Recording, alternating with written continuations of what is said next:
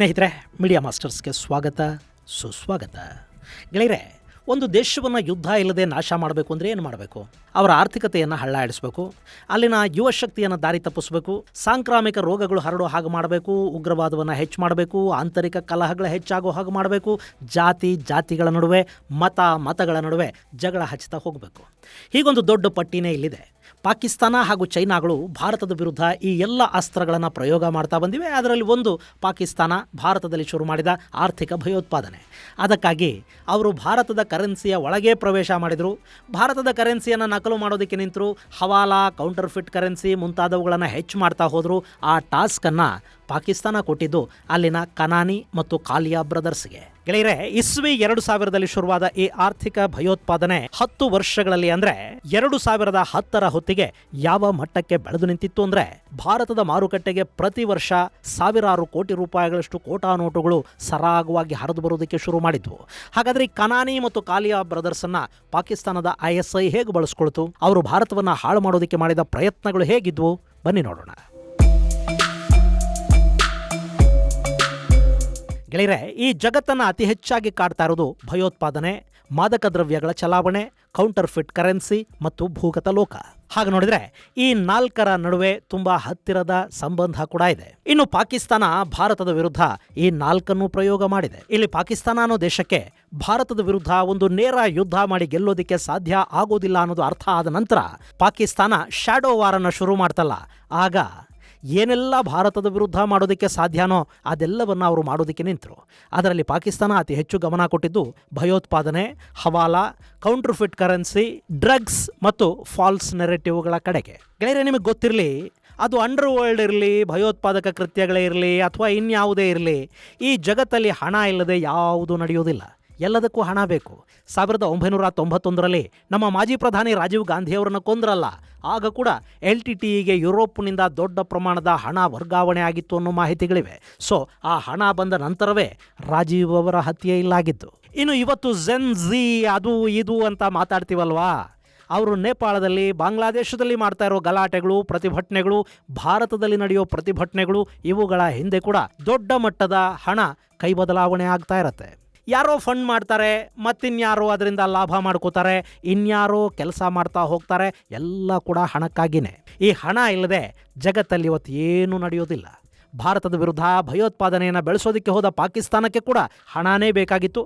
ಅದಕ್ಕೆ ಅವರು ಬಳಸ್ಕೊಂಡಿದ್ದು ಕರಾಚಿ ಮೂಲದ ಹವಾಲಾ ಕಿಂಗುಗಳು ಅಂತ ಕರೆಸಿಕೊಳ್ತಾ ಇದ್ದ ಖನಾನಿ ಮತ್ತು ಕಾಲಿಯಾ ಬ್ರದರ್ಸನ್ನು. ಸ್ನೇಹಿತರೆ, ಈ ಖನಾನಿ ಮತ್ತು ಕಾಲಿಯಾ ಬ್ರದರ್ಸ್ ಅನ್ನೋದು ಒಟ್ಟು 4 ಮಂದಿಯ ಗ್ಯಾಂಗು. ಅಲ್ಲಿ ಅಲ್ತಾಫ್ ಖನಾನಿ ಹಾಗೂ ಜಾವೇದ್ ಖನಾನಿ ಅನ್ನೋ ಅಣ್ಣ ತಮ್ಮಂದಿರಿದ್ರು. ಮತ್ತೊಂದು ಕಡೆ ಹನೀಫ್ ಎಸ್ ಕಾಲಿಯಾ ಹಾಗೂ ಅಬ್ದುಲ್ ಎಸ್ ಕಾಲಿಯಾ ಅನ್ನೋ ಬ್ರದರ್ಸ್ ಇದ್ರು. ಈ 4 ಜನ ಸೇರಿಕೊಂಡು 1992ರಲ್ಲಿ Khanani and Kalia international private limited ಅನ್ನು ಶುರು ಮಾಡಿದ್ರು. ಅದು ಪಾಕಿಸ್ತಾನದ ಫಾರಿನ್ ಎಕ್ಸ್ಚೇಂಜ್ ಕಂಪನಿ ಆಗಿತ್ತು. ಕರಾಚಿಯಲ್ಲಿ ಅದರ ಮುಖ್ಯ ಕಚೇರಿ ಇತ್ತು. ಹಾಗೇನೆ ಕೆನಡಾದಲ್ಲಿ ಅವರು international marketing and commercial service office ಅನ್ನು ಮಾಡಿಕೊಂಡಿದ್ರು. ಇದರ ಜೊತೆ ಅಮೆರಿಕ, ಆಸ್ಟ್ರೇಲಿಯಾ, ಬ್ರಿಟನ್ ಸೇರಿದ ಹಾಗೆ ಜಗತ್ತಿನ ನಾನಾ ದೇಶಗಳಲ್ಲಿ ಈ ಕಂಪನಿ ತನ್ನ ಬ್ರಾಂಚ್ಗಳನ್ನು ಕೂಡ ಹೊಂದಿತ್ತು. ಖನಾನಿ ಅಂಡ್ ಕಾಲಿಯಾ ಇಂಟರ್ನ್ಯಾಷನಲ್ ಮೂಲಕ ಈ brothers currency exchange, home remittance, outdoor remittance ಹಾಗೂ ಬಿಸ್ನೆಸ್ ಅಡ್ಮಿನಿಸ್ಟ್ರೇಷನ್ ಸೇವೆಗಳನ್ನು ಕೊಡ್ತಾ ಇದ್ರು. ಇಂಥ ಕಂಪನಿಯ ಮೇಲೆ ISIನ ಕಣ್ಣು ಬಿತ್ತು. ಆ ಬಳಿಕ ಅವರ ಲಕ್ಕೆ ಬದಲಾಗಿ ಹೋಯಿತು. ಯಾಕೆಂದರೆ ಈ ಖನಾನಿ ಮತ್ತು ಕಾಲಿಯಾ ಬ್ರದರ್ಸ್ ಹವಾಲಾ ಮತ್ತು ಕೋಟಾ ನೋಟಿನ ಪ್ರಪಂಚಕ್ಕೆ ಕಾಲಿಟ್ರು. ಗೆಳೆಯರೆ, ಹವಾಲಾ ಅನ್ನೋದು ಇವತ್ತು ಜಗತ್ತಿನ ನಾನಾ ದೇಶಗಳಲ್ಲಿ ನಡೀತಿರೋ ದೊಡ್ಡ ಬಿಸ್ನೆಸ್. ಅದರ ಕಾಟ ಪಶ್ಚಿಮಕ್ಕೂ ತಪ್ಪಿಲ್ಲ. ಇದೊಂದು ವಿಶ್ವವ್ಯಾಪಿ ದಂಧೆ. ಕಪ್ಪು ಹಣ, ತೆರಿಗೆ ತಪ್ಪಿಸುವ ಹಣವನ್ನು ಒಂದು ಕಡೆಯಿಂದ ಮತ್ತೊಂದು ಕಡೆಗೆ ವರ್ಗಾವಣೆ ಮಾಡೋ ದಂಧೆಯನ್ನ ಹವಾಲಾ ಅಂತ ಕರೀತಾರೆ. ಭಾರತದಲ್ಲಿ ಕೂಡ ಇಂತಹ ಸಾಕಷ್ಟು ಕಂಪನಿಗಳು ಕೆಲಸ ಮಾಡ್ತಾ ಇವೆ. ಈ ಹಿಂದೆ ಆರ್ಥಿಕ ಲೇವಾದೇವಿ ಮಾಡ್ತಾ ಇದ್ದ ಸಂಸ್ಥೆಗಳು ಇದನ್ನು ಮಾಡ್ತಾ ಇದ್ವು. ಈಗ ಮುಂಬೈಯಿಂದ ಬೆಂಗಳೂರಿಗೆ ನೀವು ಹಣ ಸಾಗಾಟ ಮಾಡಬೇಕು ಅಂತ ಇಟ್ಕೊಳ್ಳಿ. ಆ ಹಣವನ್ನು ಫಿಸಿಕಲ್ ಆಗಿ ತಗೊಂಡು ಬರಬೇಕಾದ ಅಗತ್ಯನೇ ಇರುವುದಿಲ್ಲ. ಅಲ್ಲೊಬ್ಬ ಲೇವಾದೇವಿದಾರ ಕೂತಿರ್ತಾನೆ. ಅವನಿಗೆ ಹಣ ತಲುಪಿಸ್ಬಿಟ್ರೆ ಅವನೊಂದು ಕೋಡ್ ಕೊಡ್ತಾನೆ ಮತ್ತು ಬೆಂಗಳೂರಲ್ಲಿ ಯಾರನ್ನ ಕಾಂಟ್ಯಾಕ್ಟ್ ಮಾಡಬೇಕು ಅಂತ ಅವನು ಹೇಳ್ತಾನೆ. ಬೆಂಗಳೂರಲ್ಲಿ ಅವನು ಹೇಳಿದ ವ್ಯಕ್ತಿಯನ್ನ ಮೀಟ್ ಮಾಡಿ ಆ ಕೋಡನ್ನು ಕೊಟ್ರೆ ಮುಂಬೈಯಲ್ಲಿ ನೀವು ತಲುಪಿಸಿದ ಹಣ ಬೆಂಗಳೂರಲ್ಲಿ ಡೆಲಿವರಿ ಆಗತ್ತೆ. ಯಾರಿಗೂ ಇದ್ರ ಬಗ್ಗೆ ಗೊತ್ತಾಗೋದಿಲ್ಲ. ಇಲ್ಲಿ ಬ್ಯಾಂಕ್ಗಳ ಬಳಕೆ ಆಗೋದಿಲ್ಲ. ಹೀಗಾಗಿ IT ಯ ಕಣ್ಣಿಗೆ ಈ ಹಣ ಬದಲಾವಣೆ ಕಾಣೋದಿಲ್ಲ. ಕ್ಯಾಶ್ ಟ್ರಾನ್ಸಾಕ್ಷನ್ ಆಯಿತು, ಹೀಗೆ ಬರೋ ಹಣ ಯಾರು ಕಳುಹಿಸಿದ್ರು ಅನ್ನೋದು ಕೂಡ ಗೊತ್ತಾಗೋದಿಲ್ಲ. ಯಾಕೆ ಬಳಕೆ ಆಗುತ್ತೆ ಅನ್ನೋದು ಗೊತ್ತಾಗೋದಿಲ್ಲ. ಇದು ಭಾರತದಲ್ಲಿ, ಪಾಕಿಸ್ತಾನದಲ್ಲಿ ಮಾತ್ರ ಅಲ್ಲ, ಇಡೀ ಜಗತ್ತನ್ನೇ ಇವತ್ತು ವ್ಯಾಪಿಸಿಕೊಂಡಿರೋ ದಂಧೆ. ಇನ್ನು ಪಾಕಿಸ್ತಾನದಲ್ಲಿ ಇದನ್ನು ಖನಾನಿ ಕಾಲಿಯಾಗಳು ಮಾಡ್ತಾ ಇದ್ರು. ಅವರಿಗೆ ISIನ ಸಂಪರ್ಕ ಶುರುವಾಗಿತ್ತು. ಆ ನಂತರ ಅವರನ್ನು ಭಾರತದ ವಿರುದ್ಧ ಬಳಸ್ಕೊಳ್ಳೋದಕ್ಕೆ ISI ಪ್ಲಾನ್ ಮಾಡಿತು. 2000 ಹೊತ್ತಿಗೆ ಈ ಬ್ರದರ್ಸ್ ಕರಾಚಿಯ ಸರ್ದಾರ್ ಬಜಾರ್ನಿಂದ ದುಬೈವರೆಗೆ, ಟೊರೆಂಟೋದಿಂದ ಆಫ್ರಿಕಾದವರೆಗೆ ತಮ್ಮ ನೆಟ್ವರ್ಕನ್ನು ಬೆಳೆಸ್ಕೊಂಡ್ರು. ಇಲ್ಲವರ ನೆಟ್ವರ್ಕ್ ಹೇಗಿತ್ತು ಅಂದರೆ, ಮೆಕ್ಸಿಕೋ ಹಾಗೂ ದಕ್ಷಿಣ ಅಮೆರಿಕ ದೇಶಗಳ ಮಾದಕ ಲೋಕದಿಂದ ಹಿಡಿದು ಲಷ್ಕರ್ ಎ ತೈಬಾ, ಜೈಷ್ ಎ ಮೊಹಮ್ಮದ್ ಸೇರಿದ ಹಾಗೆ ಸಾಕಷ್ಟು ಭಯೋತ್ಪಾದಕ ಸಂಘಟನೆಗಳವರೆಗೆ ಇವರ ಕೈಗಳು ವಿಸ್ತರಿಸಿಕೊಂಡಿದ್ವು. ಅದರ ಜೊತೆ ಆಗಲೇ ಕರಾಚಿಗೆ ಹೋಗಿ ಡಿ ಕಂಪನಿಯನ್ನು ಕಟ್ಟಿದ್ದ ದಾವೂದ್ ಇಬ್ರಾಹಿಂ ಜೊತೆ ಕೂಡ ಇವರ ನಂಟು ಬೆಳೆದಿತ್ತು. ಹಾಗೆ ಭಾರತದಲ್ಲಿನ ಒಂದಷ್ಟು ಅಂಡರ್ ವರ್ಲ್ಡ್ ಕ್ರಿಮಿಗಳು, ಇಲ್ಲಿನ ರಾಜಕಾರಣಿಗಳು ಖನಾನಿ ನೆಟ್ವರ್ಕಲ್ಲಿದ್ದರು. ಡಿ ಕಂಪನಿಯ ಭಾರತದ ಸಂಪರ್ಕಗಳನ್ನು ಕೂಡ ಇವರು ಬಳಸ್ಕೊಳ್ತಾ ಹೋದರು. ಗೆಳೆಯರೆ, ಅಂತಾರಾಷ್ಟ್ರೀಯ ಮಟ್ಟದ ಹವಾಲಾ ನೆಟ್ವರ್ಕ್ ಇಟ್ಕೊಂಡಿರೋ ಕಂಪನಿಯೊಂದಕ್ಕೆ ಭಾರತದಂಥ ದೇಶದ ರಾಜಕಾರಣಿಗಳನ್ನು ತನ್ನ ನೆಟ್ವರ್ಕ್ಗೆ ತಗೊಳ್ಳೋದು ದೊಡ್ಡ ವಿಷಯ ಅಲ್ಲ. ರಾಜಕಾರಣಿಗಳಿಗೆ ಅವರ ಕಪ್ಪು ಹಣವನ್ನು ನಾನಾ ದೇಶಗಳಲ್ಲಿ ಪಾರ್ಕ್ ಮಾಡಬೇಕು, ಬೇರೆ ಕಡೆಗೆ ಸಾಗಾಟ ಮಾಡಬೇಕು. ಅದನ್ನು ಮಾಡಿಕೊಡೋದೇ ಈ ನೆಟ್ವರ್ಕ್ಗಳು. ಹೀಗಾಗಿ ಅವನು ಪಾಕಿಸ್ತಾನಿನ, ಚೀನಾನ, ಬಾಂಗ್ಲಾದೇಶದವನ ಅನ್ನೋದಿಲ್ಲಿ ಮುಖ್ಯ ಆಗೋದಿಲ್ಲ. ಇವರ ಅಕ್ರಮಗಳಿಗೆ ಅವರು ಬೇಕು, ಅದಕ್ಕಾಗಿ ಅವರಿಗೆ ಏನು ಬೇಕು ಅದನ್ನು ಇವರು ಮಾಡಿಕೊಡೋದಕ್ಕೆ ಸಿದ್ಧ ಆಗ್ತಾರೆ. ದೇಶ ಏನಾದರೆ ಯಾರಿಗೇನಾಗಬೇಕು. ಇಂಥ ಖನಾನಿಗಳ ಮೂಲಕ ಪಾಕಿಸ್ತಾನ ಭಾರತದ ಫೇಕ್ ಕರೆನ್ಸಿಯನ್ನು ಪ್ರಿಂಟ್ ಮಾಡಿಸೋದಕ್ಕೆ ಶುರು ಮಾಡ್ತು. ಭಾರತಕ್ಕೆ ಡೆಲಾರೂ ಅನ್ನೋ ಬ್ರಿಟಿಷ್ ಮೂಲದ ಕಂಪನಿ ಕರೆನ್ಸಿ ಪೇಪರನ್ನು ಸರಬರಾಜು ಮಾಡ್ತಾ ಇತ್ತು. ಅದೇ ಕಂಪನಿಯ ಮೂಲಕ ಈ ಖನಾನಿಗಳಿಗೆ ಕೂಡ ಕರೆನ್ಸಿಗೆ ಬಳಸುವ ಪೇಪರ್ ಸಿಗೋ ಹಾಗೆ ನೋಡಿಕೊಳ್ಳಾಯಿತು. ಇವರು ಪಾಕಿಸ್ತಾನದಲ್ಲಿ ಪಾಂಪ್ಲೆಟ್ ಪ್ರಿಂಟ್ ಮಾಡಿದ ಹಾಗೆ ಭಾರತದ ಕರೆನ್ಸಿಯನ್ನು ಪ್ರಿಂಟ್ ಮಾಡ್ತಾ ಹೋದರು.